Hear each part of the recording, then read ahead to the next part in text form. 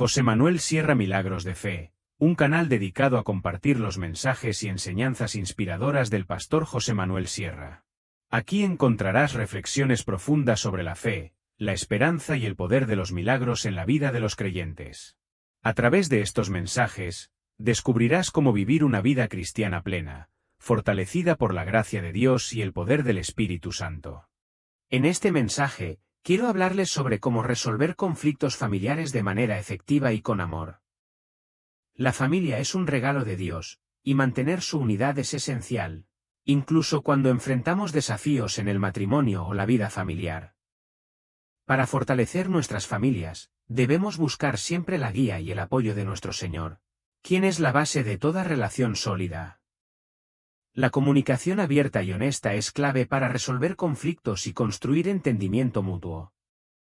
También es vital aprender a perdonar los errores y fallas del pasado y respetar las diferencias de cada miembro de la familia. Perdonar no solo libera al otro, sino que sana nuestro corazón. En lugar de culpar o criticar, enfoquémonos en solucionar los problemas con una actitud positiva. Escuchar activamente y tratar de comprender el punto de vista del otro es un paso poderoso hacia la reconciliación. Por encima de todo, el amor y el apoyo mutuo son fundamentales. Cuando amamos y cuidamos a los demás en la familia, podemos superar cualquier dificultad. Que Dios nos ayude a construir hogares llenos de paz, respeto y amor incondicional. Mujeres que todos los años mueren víctimas de sus maridos. Y es que no viene una persona de afuera, un enemigo, digamos, de la familia a romper el matrimonio, sino que él mismo, entre ellos mismos, se distancian, se levantan barreras y terminan matándose y pegándose, insultándose. Y aquello que empezó tan bonito, ¿verdad? Aquella luna de miel, aquellos besos, aquellos abrazos, aquellas palabras, aquellos hijos, aquellas promesas, como que todo forma parte de un lejano pasado muy distante. Y ahora todo son malas palabras y malas actitudes y es una lástima. Sinceramente es una tragedia. Es una tragedia ver cómo la familia está pasando por una crisis sin precedentes. Ahora, no piensen ustedes que porque somos cristianos estamos exentos de tener en un momento determinado problemas familiares, problemas conyugales o problemas con un hijo, una hija. No, cuidado. Nosotros tenemos que doblar mucho la guardia y trabajar mucho en este área, porque yo pienso que para el diablo, permítame la expresión, somos un botín de guerra. Al diablo le encantaría destruir a tu familia. Al diablo le encantaría despedazar a tus hijos. Porque somos gente muy atractiva para el enemigo. El enemigo no soporta vernos unidos. El enemigo no soporta ver que haya estabilidad, que haya armonía. A veces cuando se menciona el Salmo 133... me da la impresión de que algunos piensan que es un salmo solamente para la iglesia. Mirad cuán bueno y cuán delicioso es habitar los hermanos juntos en armonía. Sí, no, está muy bonito que eso pase en la iglesia. Pero ¿y fuera de la iglesia? Porque ese salmo, ¿a qué hermanos hace referencia? ¿A la iglesia? Si la iglesia no existía. Si la iglesia no existía cuando se escribió el Salmo 133. Fíjate qué armonía tan hermosa hubo entre aquellos dos hermanos. No me refiero a Jacob y Esaú. No me refiero a esos. No me refiero a Isaac y a Ismael, que también eran hermanos. No. No me refiero a José y a sus hermanos, porque todos conocemos la historia, sino a Aarón y a Moisés, dos hermanos que supieron cada uno desarrollar su papel.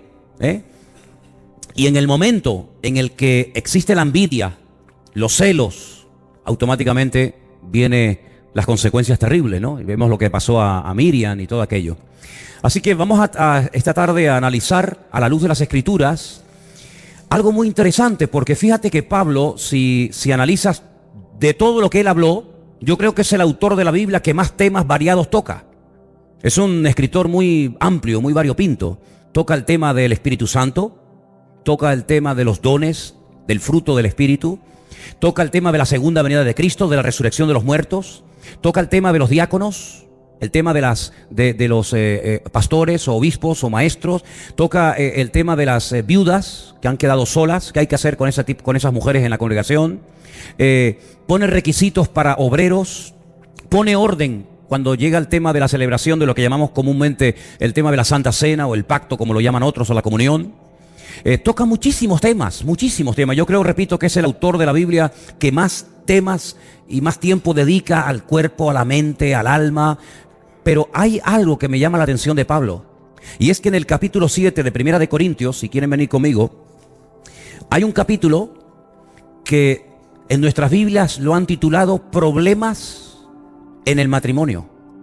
Problemas en el matrimonio. Luego Pablo da por hecho de que en un momento determinado pueden haber problemas en el matrimonio nuestro. No significa que porque somos creyentes, nuestro matrimonio nunca va a tener problemas. No significa que tú, porque has traído a tus niños desde pequeñitos a la iglesia y se han criado prácticamente en la escuela dominical, pues tus niños nunca te van a dar ningún tipo de problema. No, cuidado. Es que no se pueden ustedes imaginar la cantidad de líos y de divisiones y hasta de divorcios que hay en gente que se llaman cristianos. Incluso algunos que ahora que no nos escucha y no ve nadie, de pastores separados que se vuelven a casar y se vuelven a separar y se vuelven... Hermano, es una cosa increíble. Luego me ha llamado mucho la atención el título de este capítulo, Problemas en el matrimonio. Vamos a leerlo. Primera de Corintios capítulo 7, versículo 1. En cuanto a las cosas que me escribisteis, bueno le sería al hombre no tocar mujer. Pero a causa de las fornicaciones, cada uno tenga su propia mujer y cada uno tenga su propio marido. El marido cumpla con la mujer el deber conyugal y asimismo la mujer con el marido. Verso 4. La mujer no tiene potestad sobre su propio cuerpo, sino el marido, ni tampoco tiene el marido potestad sobre el cuerpo, sino la mujer. No os neguéis el uno al otro, a no ser por algún tiempo de mutuo consentimiento, para ocuparos sosegadamente en la oración y volver a juntaros en uno, para que no os tiente Satanás a causa de vuestra incontinencia. Versículo 6. Mas esto digo por vía de concesión, no por mandamiento. Quisiera más bien que todos los hombres fuesen como yo. ¿Cómo era Pablo? Algunos dicen, bueno, probablemente había estado casado en su momento y ahora era un señor viudo, porque habla cosas muy particulares acerca del matrimonio, ¿no? Y probablemente este hombre en su momento estuvo casado, pero en este momento en el que escribe esta epístola era viudo. Y él dice, yo quisiera que todos los hombres fuesen como yo, pero cada uno tiene su propio don de Dios. Uno a la verdad de un modo y otro de otro. Digo pues a los solteros y a las viudas. Hay aquí solteros, ¿verdad? Y solteras. ¿Y viudas?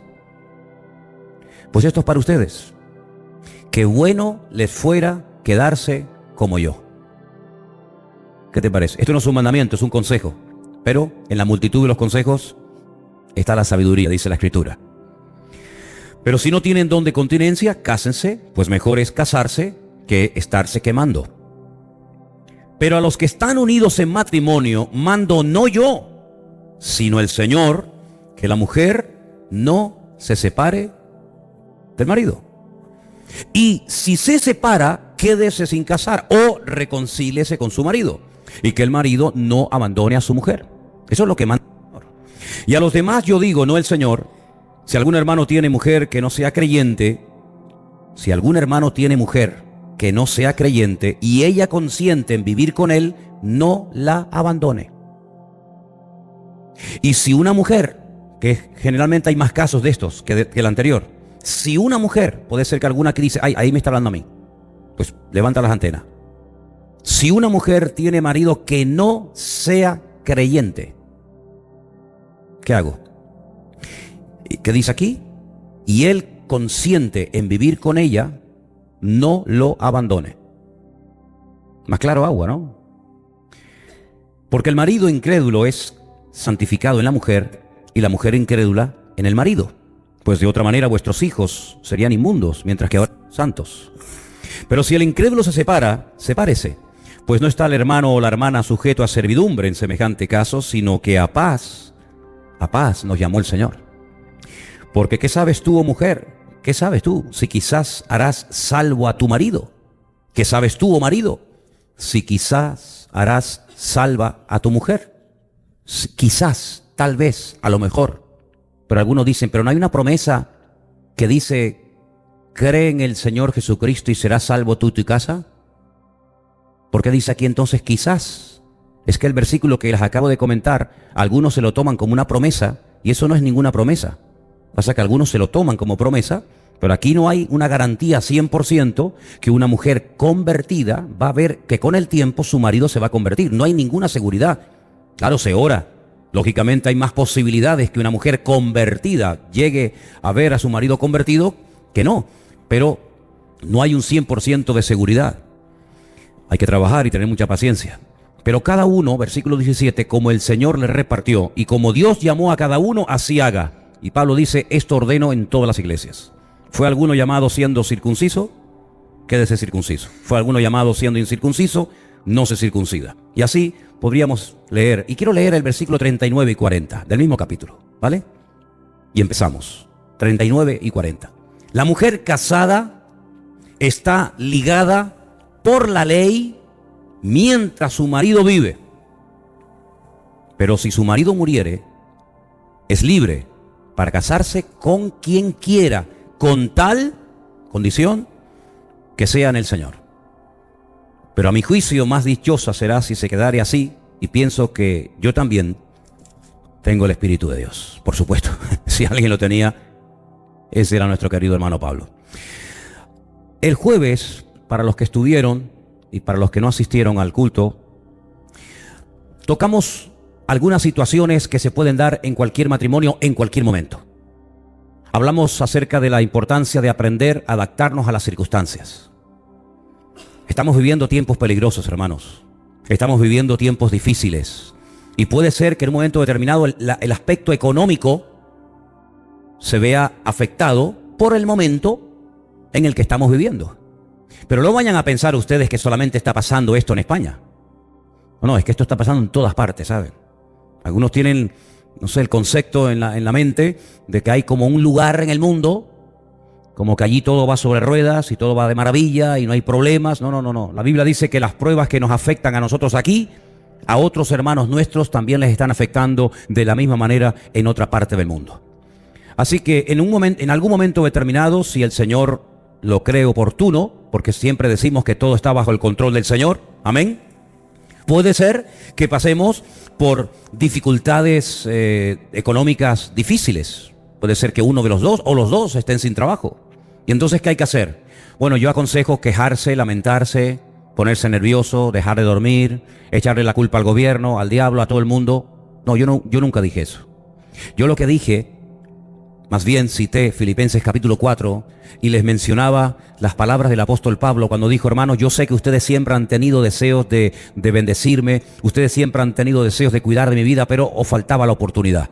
Y dice, yo recibo como olor fragante la ofrenda de amor que me habéis enviado, pero digo para vuestra tranquilidad que estoy bien, porque todo lo puedo en Cristo que me fortalece, porque he aprendido, esa palabra me encanta, he aprendido, claro, lleva tiempo, he aprendido a contentarme cualquiera que sea mi situación. Sé vivir en abundancia y sé vivir en escasez. En todo y por todo estoy enseñado, porque repito, todo lo puedo en Cristo que me fortalece. Luego ese principio que Pablo expone en la carta a los Filipenses, creo que es un principio que está en plena actualidad hoy en día. Ante cualquier circunstancia, abundancia, escasez, enfermedad o cualquier otra situación, aprender a gozarnos en el Señor, no quejarnos, no lamentarnos, seguir mirando hacia el Señor, agarrarnos a sus promesas y sobre todo algo que les dije el jueves pasado y lo recuerdo, recordar cuántas victorias hemos obtenido en el pasado en el nombre del Señor. Porque a veces parece que cuando estamos pasando momentos difíciles como que se nos nubla la vista. Y nuestra vida, podemos decir hoy por hoy que ha habido de todo, ¿verdad?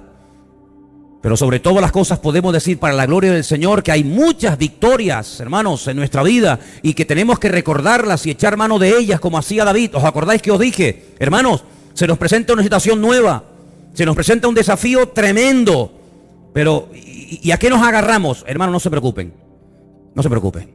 En algún momento de mi vida quiero comentarles que una vez vino un oso a atacar a mi rebaño y el Señor me dio fuerzas y lo maté y vi la victoria del Señor. Gloria a Dios. Y en otro momento vino un león y me levanté contra él y lo derroté. Y por lo tanto, si el Señor me ha ayudado en el pasado de diferentes formas y maneras, ¿cómo no nos va a ayudar ahora ante este nuevo desafío que no es un oso, no es un león, es un gigante llamado Goliat, pero es exactamente igual para el Señor darnos la victoria otra vez? ¿Cuántos dicen amén? Por lo tanto es bueno en vez de estar lamentándonos y lamiéndonos las heridas y que no tengo esto y que no tengo aquello y que las puertas se me cierran y que nadie me llama y que no me contestan aquella carta que escribí y no sé qué, no sé cuánto. No, por ahí no van los tiros. Dice la Biblia que el creyente no tiene que tener la mentalidad, ni la actitud, ni el vocabulario de los gentiles que se agobian y se afanan ante lo que no tienen, sino que tenemos que perseverar y reafirmarnos en nuestra fe y decir, busquemos primeramente el reino de Dios y su justicia y todo lo demás vendrá por añadidura. Y si tenemos que comer pan, pero con la bendición de Dios, nos entrará mejor que un gran manjar sin la bendición del Señor. Esa es la actitud que tenemos que aprender y enseñársela a nuestros hijos. Que no solamente los padres vivan con esa, no digo resignación, con esa fe o con esa confianza y que nuestros hijos vayan en otra frecuencia. No. Aquí vamos todos al unísono. Y en la casa, tal vez el eslabón más débil, habrá que llamarle y decir, oye, tranquilos, que aquí lo importante no es la cantidad, aquí lo importante no es lo que tenemos, aquí lo importante es lo que somos.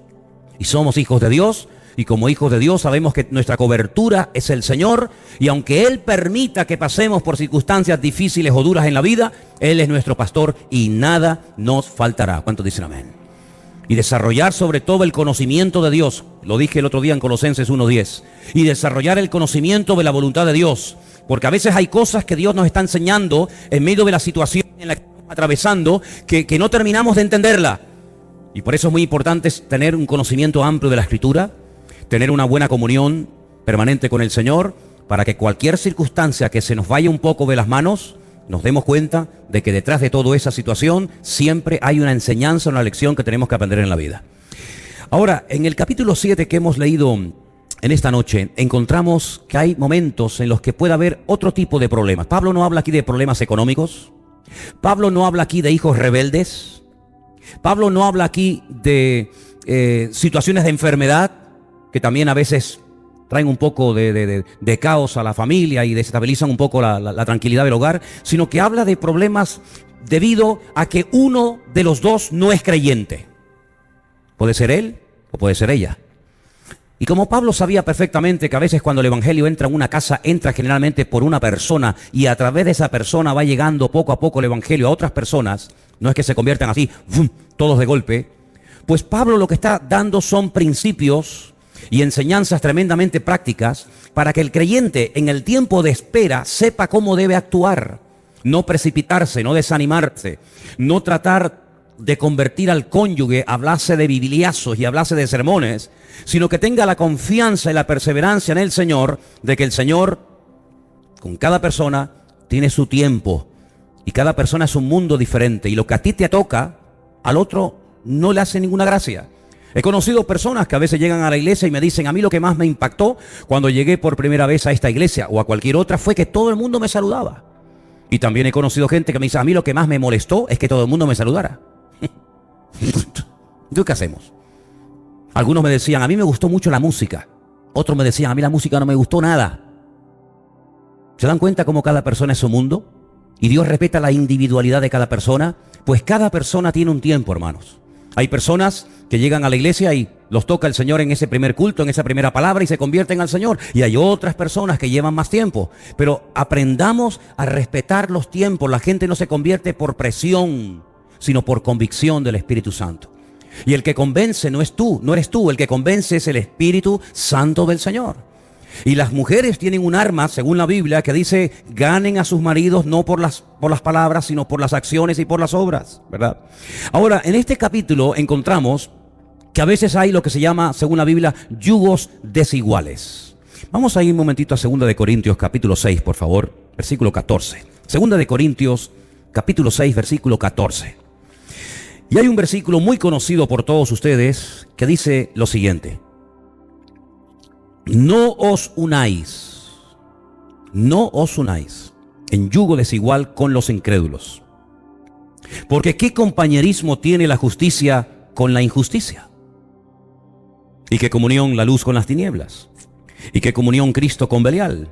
¿O qué parte el creyente con el incrédulo? ¿Y qué acuerdo hay entre el templo de Dios y el de los ídolos?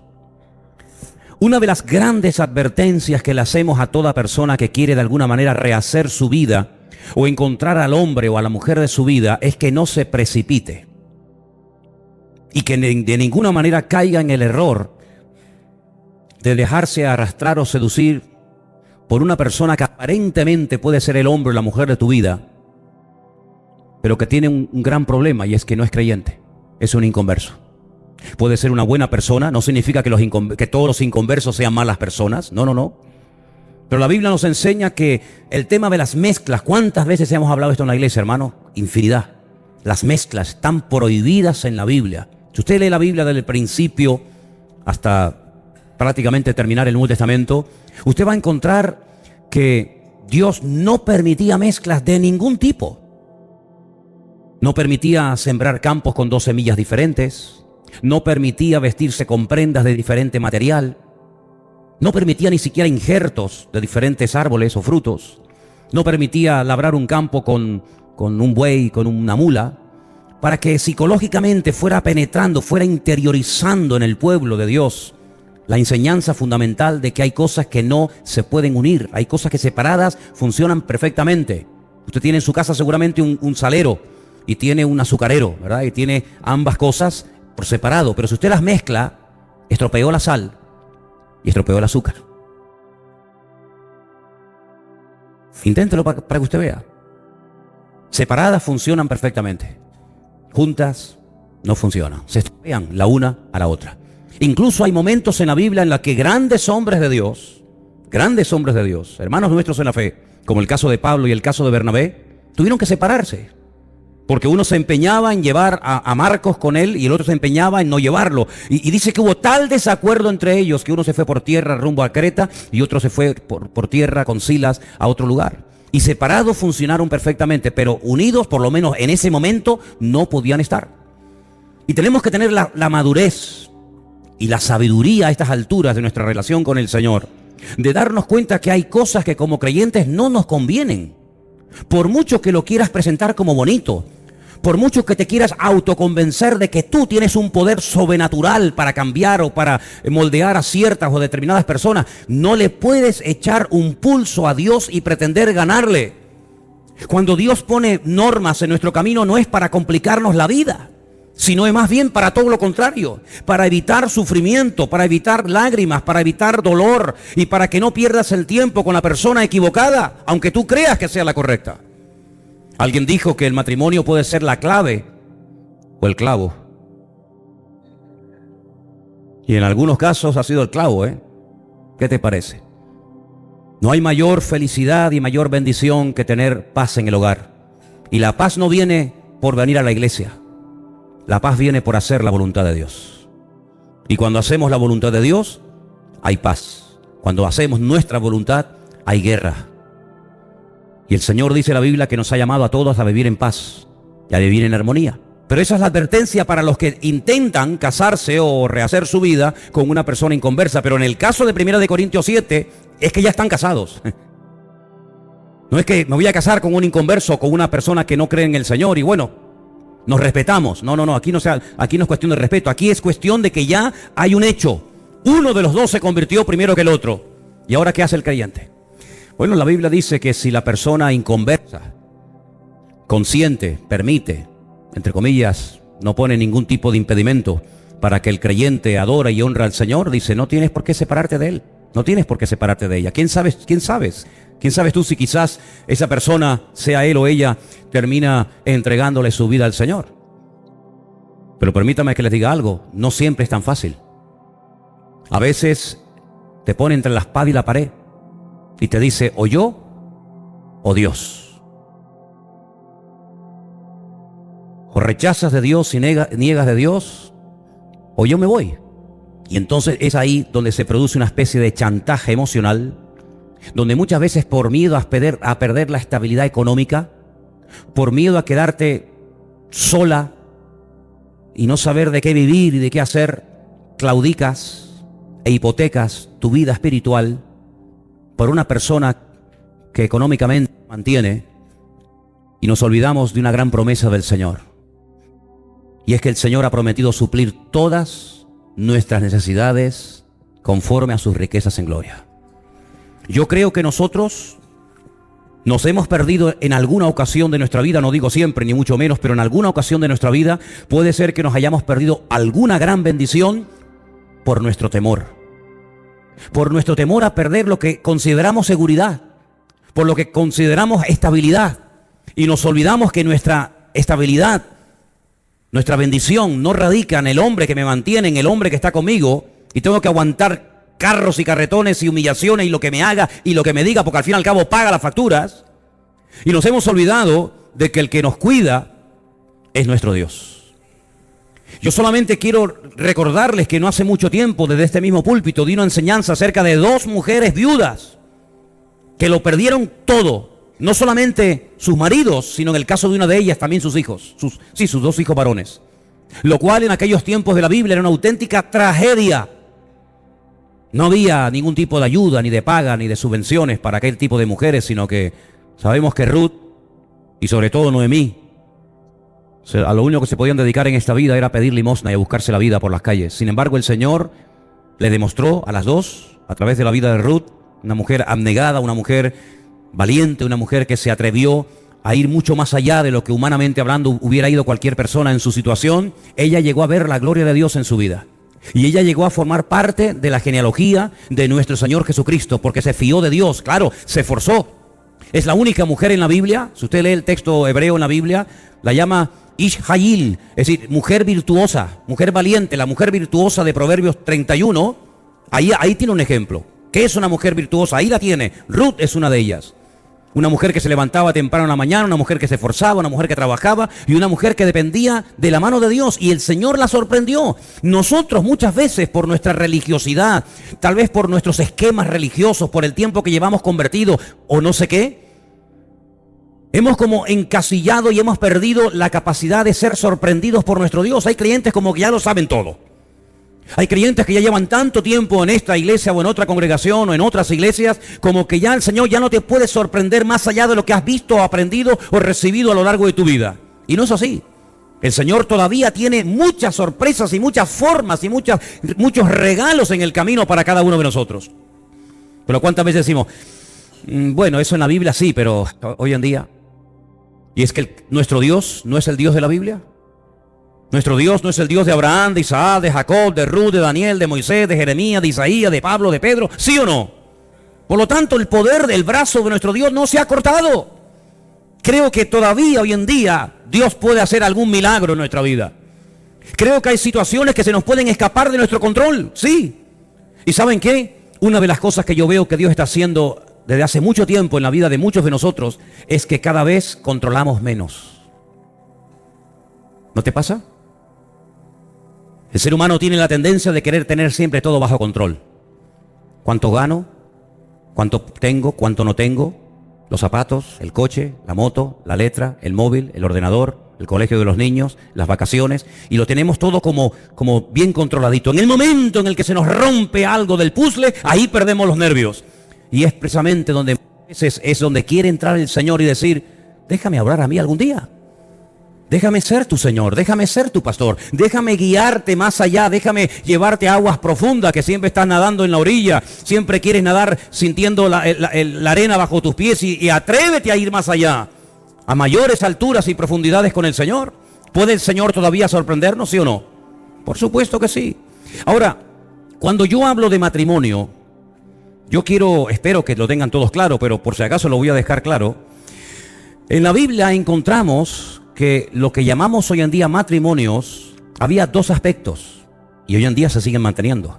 El aspecto, digamos, legal y el aspecto, digamos, entre comillas, espiritual. No estamos en los tiempos bíblicos donde, por ejemplo, Abraham llamaba a su siervo de confianza, Eliezer, y le decía, mira, vete a tierras lejanas y trae una esposa para mi hijo.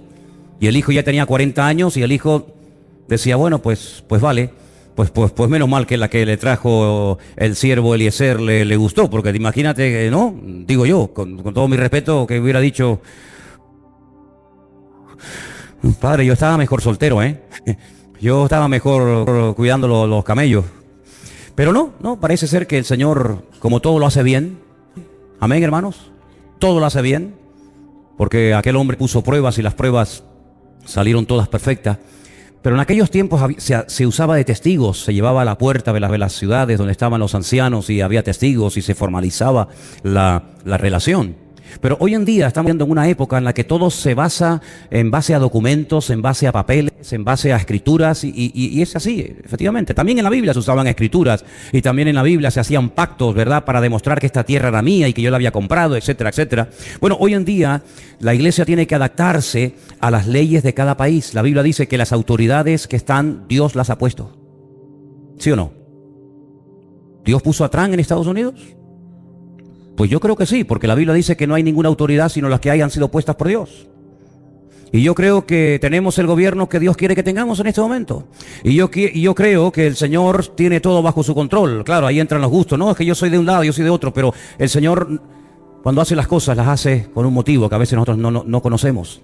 Y puede ser que el guardia civil que mañana nos pare en la carretera, si vamos a 220 por la carretera, por poner un ejemplo, sea un adúltero, o sea un santero, o sea un homosexual, o sea un ladrón. Pero, amigo, cuando te dice alto, usted no puede decir, ¿usted es convertido?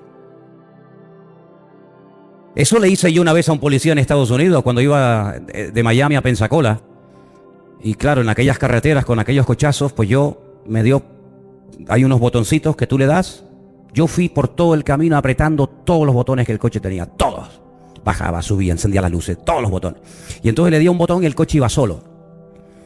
Y me paró un policía, era así, y así.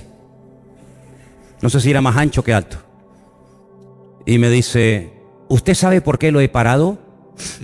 Y yo le digo, yo soy pastor y voy a una iglesia. Y me dice, me parece muy bien. ¿Usted sabe por qué lo he parado? Y yo le digo, ¿usted es creyente? Y me dice, sí, claro, por supuesto soy creyente. Pero le repito, ¿usted sabe por qué le he parado? Y le dije, sí. Y me puso $200 y pico de multa por ir más rápido. Pero te imaginas que me hubiera dicho, no soy creyente, soy santero, soy brujo, soy satanista, soy lo que sea. La autoridad no se la da el hecho de que sea o no sea creyente. Todo lo que hacen los políticos está bien hecho, en absoluto, pero son las autoridades del momento. Y la Biblia nos enseña que siempre y cuando no nos digan que hagamos cosas contrarias a la Escritura, tenemos que obedecerlos y tenemos que honrarlos, dice la Biblia, ¿sí o no? Si usted quiere mañana, por ejemplo, viajar a otro país, usted tiene que viajar con pasaporte. Los que viajan conmigo a Israel, los que viajaron conmigo ahora, los que vengan conmigo otra vez conmigo en mayo, ¿qué tienen que llevar? Pasaporte. Usted no puede llegar al control y decir, Shalom Aleichem. ¿Sí? El Señor es mi pastor, nada me faltará. Ya. ¿Tiene pasaporte? No, a su casa. Aquí no estamos para evangelizar. Cuando mañana le pare la policía, le va a pedir los documentos. Usted no puede decir, no, pero es que tuvimos un culto muy bonito ayer el domingo en el culto. ¿Sí? A mí no me interesa cómo tuvo su culto. ¿Tiene ITV pasada? No. ¿No llevaba el cinturón puesto? No. ¿Tiene carnet de conducir? ¿Está caducado? ¿Le queda algún punto? No, estoy en -10. Lo siento mucho. Todo hoy por hoy se mueve en base a documentos. Todo hoy por hoy se mueve en base a papeles. Todo. ¿Cómo puede usted demostrar que la casa que tiene es suya? Por papeles. ¿Cómo puede usted demostrar que usted se llama así y que usted vive ahí? Por el documento nacional de identidad. ¿Cómo puede usted demostrar, verdad? Cuando usted paga un recibo, ¿qué lo ha pagado? Por el recibo que tiene en la mano. ¿Por qué cuando hablamos acerca del tema del matrimonio parece como que esto no tiene necesidad de darle un matiz o darle un aspecto legal? Claro que hay que dárselo. Claro que hay que dárselo. Por supuesto que sí. Las autoridades están puestas, dice la Biblia, para que las obedezcamos. Y dice, y el que hace lo bueno no tiene que tener miedo de la autoridad. El que tiene que tener miedo de la autoridad es el que va mal, en desorden, y sin hacer las cosas decentemente y con orden, como dice la palabra. Por lo tanto, nosotros creemos y hemos enseñado de toda la vida en esta congregación y a lo largo de nuestra vida, que cuando una persona dice que está casada, tiene que poder demostrarlo. No, es que yo llevo viviendo con él 20 años. ¿Pero usted puede demostrar que está casado? ¿No? Entonces, ¿qué está esperando? Luego hay un aspecto, digamos, religioso.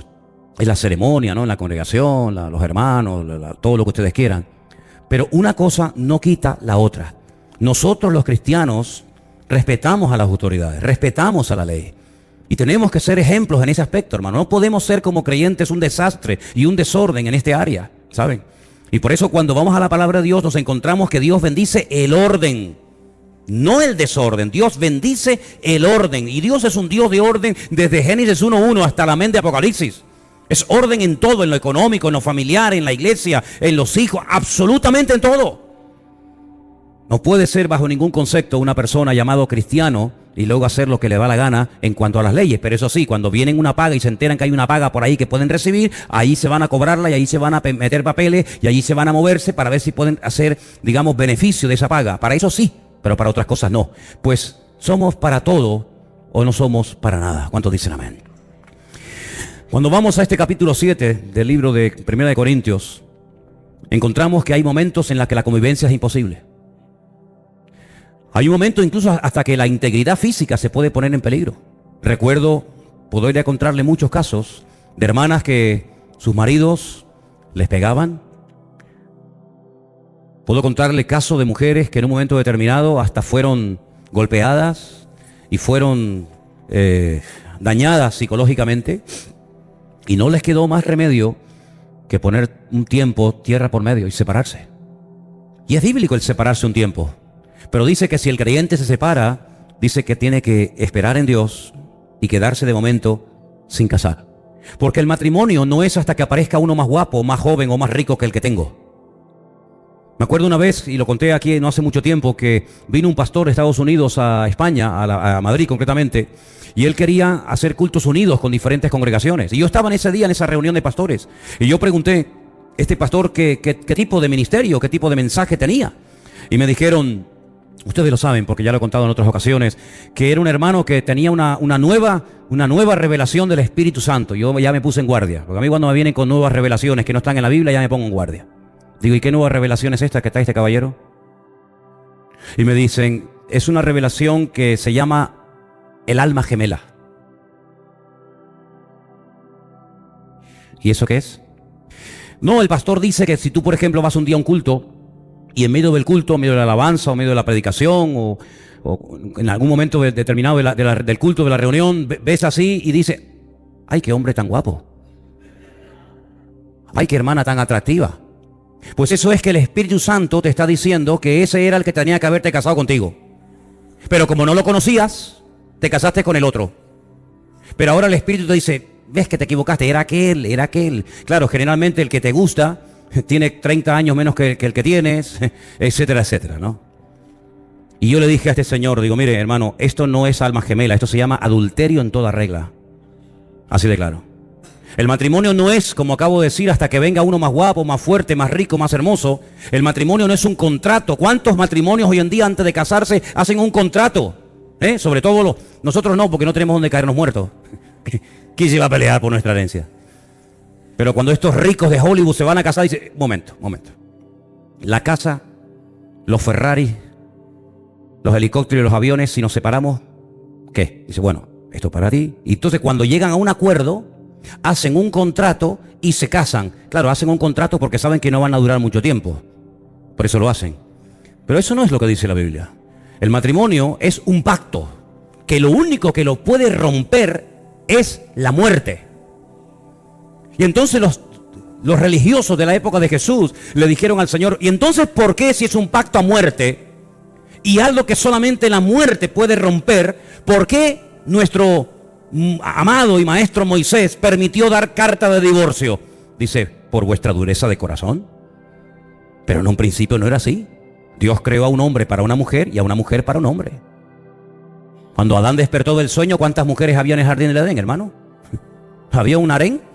Eso es lo que creen los musulmanes, que cuando matan y mueren matando, se van al paraíso y allá hay no sé cuántas vírgenes esperándoles. Pero eso es una doctrina demoníaca. Eso no es una doctrina bíblica, es una doctrina totalmente fuera de lugar, no tiene nada que ver con la palabra de Dios. Eso es una locura. Cuando Adán se despertó, encontró a una mujer, y cuando Eva vio a su marido, había uno solo, no había 3 o 4 para escoger. Y yo les dije en una ocasión que esto tiene una enseñanza increíble. Si usted coge la primera letra de la palabra hebrea para hombre, que es la yod, y la última letra de la palabra mujer, que es la hei, y usted junta esas 2 letras y aparece el nombre de Dios. En la unión entre ish y isha aparece el nombre Yah, que es el nombre de Dios.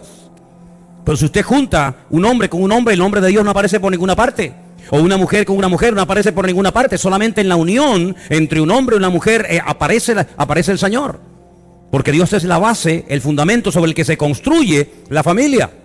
Pero si usted quita esas dos letras que forman el nombre de Dios, queda fuego y destrucción, se destruyen, se aniquilan el uno al otro. Y es lo que pasa cuando en una relación no está Dios. ¿Qué queda? Pues el dinero. Cuando se acaba el dinero, se acabó el amor. La belleza, cuando se acaba la belleza, se acabó el amor. Pero el pacto, según la Biblia, nos enseña que el matrimonio es un pacto hasta la muerte. Y solamente la muerte puede quebrantarlo. Pero a veces ocurre que hay infidelidad. O por parte de uno o por parte del otro. O él o ella. Y entonces ahí ocurre una situación en la que se daba permiso para que una persona pudiera volver a rehacer su vida siempre y cuando fuera en el Señor. Aunque Pablo da consejos más que mandamientos en este aspecto, él dice, bueno, yo considero que tengo también sabiduría, el Espíritu de Dios en mi vida, y entonces yo lo que les aconsejo es que te quedes como estás. Pero Pablo sabía perfectamente que había personas que no iban a aguantar el resto de su vida en esa condición. Dice, bueno, pues antes de que te estés quemando, pues cásate. Pero yo lo que quiero que tengamos bien claro, hermanos, en nuestra vida, que uno de los regalos más maravillosos que Dios nos ha dado es nuestra familia. Nuestra esposa, nuestro marido y nuestros hijos. Y tú tienes que pelear por ellos. Y dice la Biblia que si tú descuidas a tu casa, has negado la fe y eres peor que un incrédulo. Ese versículo es durísimo, ¿sí o no? Versículo tremendo. Aquel que no provee para los suyos, porque hay algunos que son muy generosos con los demás. Hay algunos que son muy amables con nosotros, pero luego en su casa son unos demonios. Es como aquella mujer que me dijo, pastor, me voy a ir a vivir a la iglesia con los niños. Digo, mire que me han dicho cosas raras en esta vida, pero jamás en mi vida me había dicho una mujer que se venía a dormir a la iglesia con los niños. ¿Y eso por qué? Y me dice, porque en la iglesia mi marido es un ángel. Bueno, cariñoso, saluda a todo el mundo, hermana, Dios le bendiga. Ay, qué niño más lindo. El niño es un coco, pero el niño es lindo. Pero llega el ángel a casa y es un demonio, no hay quien lo aguante, es un dictador. Es una mezcla de Hitler, Mussolini, una mezcla de todo un poco. Se transforma. ¿Qué le parece? Pero el matrimonio, queridos hermanos, la familia es el lugar donde Dios nos quiere entrenar, donde Dios nos quiere enseñar esos principios básicos y elementales que en la escuela no le van a enseñar a nuestros hijos. Cualquiera se atreve hoy en día en un programa de televisión o de radio, cualquier periodista, a decir algo en contra del matrimonio gay o en contra de todos esos desórdenes, en contra de toda esa inmoralidad. Se le acabó el trabajo, ya se puede dedicar a vender churros por la mañana en el mercado porque ya no tiene ninguna profesión que llevar a cabo. Nosotros estamos totalmente en contra como cristianos del matrimonio entre hombres. Estamos totalmente en contra del matrimonio entre mujeres y mucho más todavía en contra de que adopten hijos. ¿Se acuerdan ustedes aquellas dos lesbianas de Madrid, sordomudas las dos, que querían adoptar una niña, pero querían que la manipularan genéticamente para que manipulándola genéticamente también naciera sordomuda? ¿Se acuerdan de aquel caso? Tremendo, hermano. La degeneración, la perversión a la que ha llegado el ser humano, y esto no ha hecho más que empezar, es algo realmente increíble y algo realmente tremendo.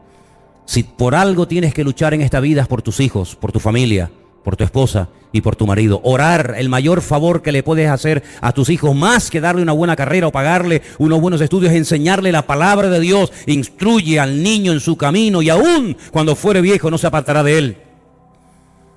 Qué bonito, de verdad, lo hemos dicho muchas veces, lo en serio que se toman los padres la educación de sus hijos en Israel.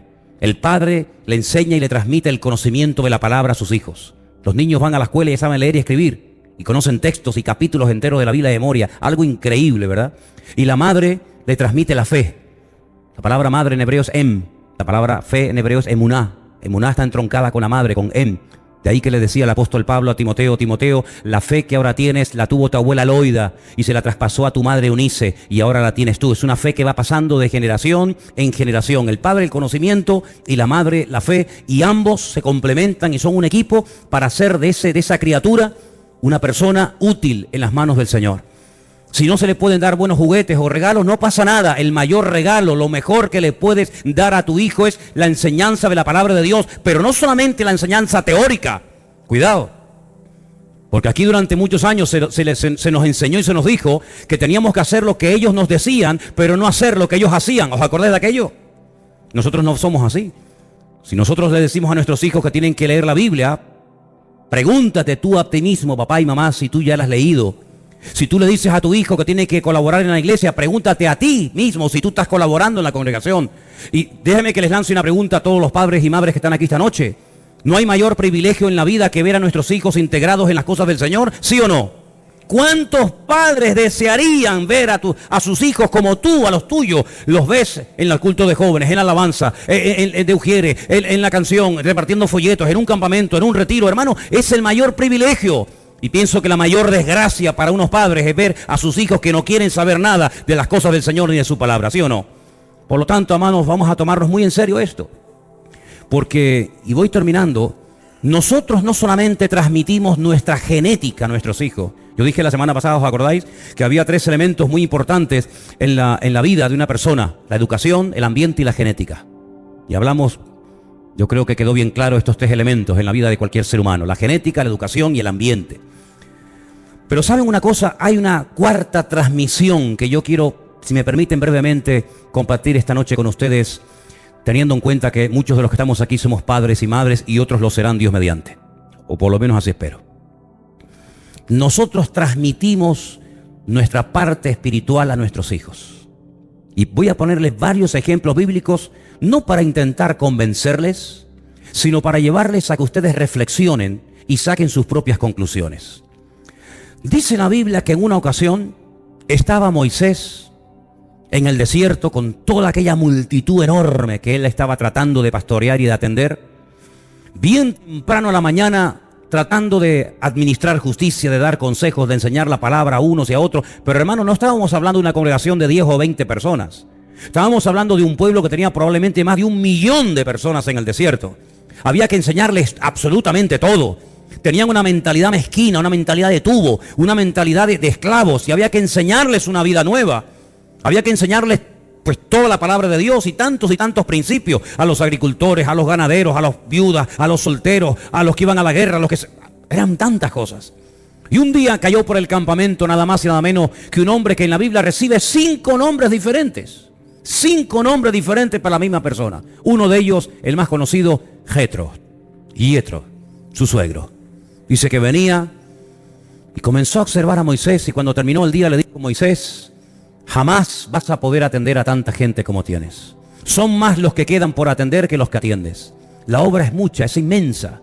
Tú no puedes, por muy temprano que te levantes y por muy tarde que te acuestes, tú no puedes atender a tanta gente. Es imposible. Además no tienes tiempo para ti, ni para tu familia, ni para tus hijos, ni para nada. Vas a terminar reventado. Moisés, el gran hombre de Dios, aquel hombre que tenía una comunión con Dios que jamás nadie ha logrado tener en esta vida, pues dice la Biblia que aceptó el consejo. Fue humilde, porque una de las cosas en la vida es querer aprender, querer reconocer. Hay gente que no se le puede decir nada, pero nada que nada, porque en cuanto le dices: mire, es que usted ya no puede hacer esto, es que ya, amigo, ya te buscaste un problema o un enemigo, en el peor de los casos. Moisés podría haber dicho: un momentito, ¿tú sabes con quién estás hablando? Estás hablando con Moisés. He ayunado 80 días, primeramente 40 y después otros 40. Me tengo que poner un velo delante de mi cara de la gloria y del brillo de la gloria del Señor en mi vida. He estado en plena comunión con el Señor, he escrito 5 libros de la Biblia, etcétera, etcétera. No discutió con su suegro, sino que le dijo: ¿cuál es tu consejo? Y le dijo: vete al tabernáculo de reunión. Ten un poquito más de comunión con el Señor. Tú no puedes invertir más tiempo en la gente que en Dios. Pero hay mucha gente que son así. Gastan más tiempo con la gente que en la presencia del Señor. Y por eso las cosas no les salen. Vete al tabernáculo de reunión, llévate a 70 varones contigo y pónganse allí a orar, a buscar respuesta, a buscar sabiduría de parte del cielo.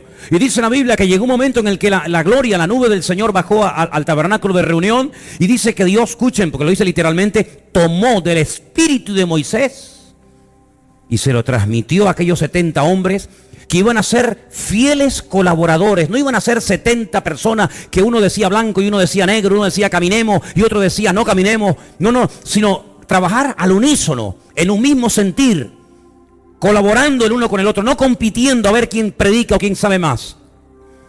Y así pudo este hombre atender a aquella multitud. En otras palabras, comenzó a delegar y comenzó a darle responsabilidades a otras personas, y esas personas atendían a otras, y así sucesivamente, y así se solucionó el problema. ¡Qué maravilla! Aceptar un consejo puede cambiar una vida.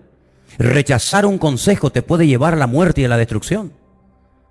¿Cuántas personas se han muerto porque el médico les aconsejó que hicieran algo y no quisieron hacer caso y se murieron?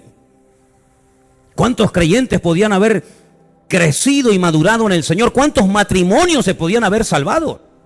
¿Cuántos ministerios podían haber sido más útiles y más fructíferos en la obra del Señor? Y por no querer aceptar un consejo de alguien que le estaba dando un consejo en ese momento, se cerraron y perdieron la oportunidad de su vida. Hermano, esto es muy serio. Si en la multitud de los consejos está la sabiduría, la torpeza de la ignorancia está en rechazar reiteradamente los consejos. Y un ejemplo más. Cuando el Señor iba a ir a ciertos y determinados lugares a predicar la palabra, dice que mandaba a sus discípulos delante de él de dos en dos para que le fueran preparando el camino. Y el Señor dijo algo increíble. Dijo, cuando entren en una casa o cuando vayan a una casa, si no les reciben, si no quieren saber nada, si no nos quieren dar hospedaje, si no nos quieren dar hospitalidad, vuestra paz se volverá a vosotros. Pero si en una casa os reciben, os dan comida, os atienden, vuestra paz. Eso me gustó tanto, hermanos. No dice mi paz, dice vuestra paz, pues ya la tenéis, porque ya os la di. Vuestra paz reposará sobre esa casa. Es decir, hay una transmisión no solamente de genética a nuestros hijos, sino también hay una transmisión de tipo espiritual. ¿No dice el mundo, dime con quién andas y te diré quién eres? Pues el libro de Proverbios dice algo parecido, pero mucho mejor. Anda con sabios y sabio serás.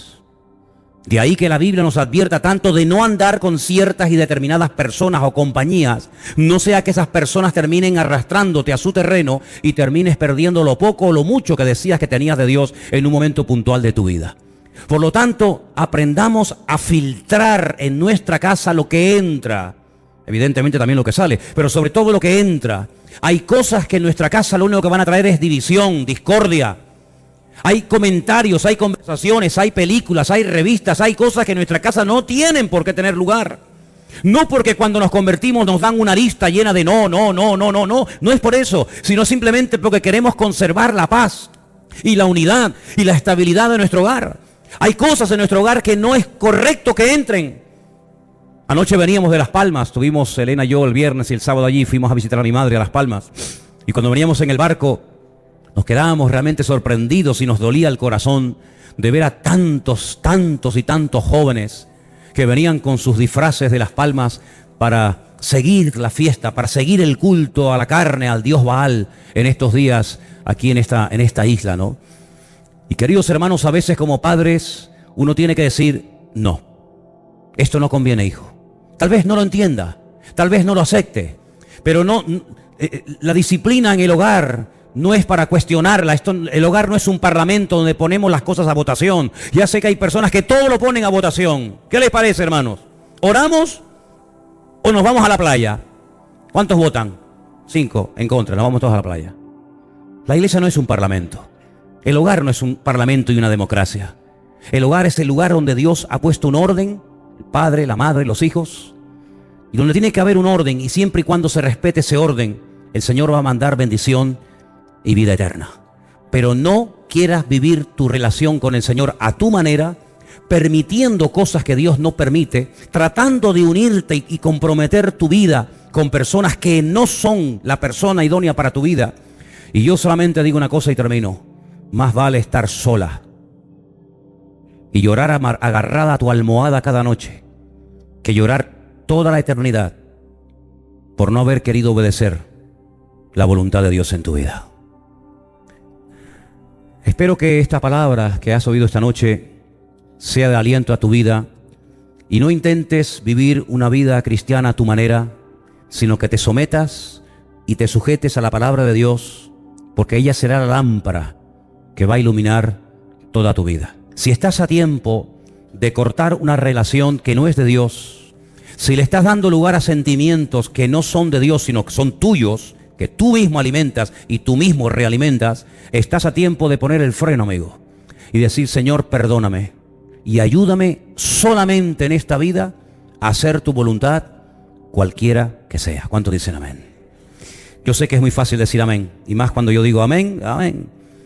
Pero, amigo, que cada uno sea responsable delante de Dios de lo que ha oído. Cierra tus ojos, vamos a orar en esta noche, hermanos. Aleluya. Gracias, Señor. Cierra tus ojos.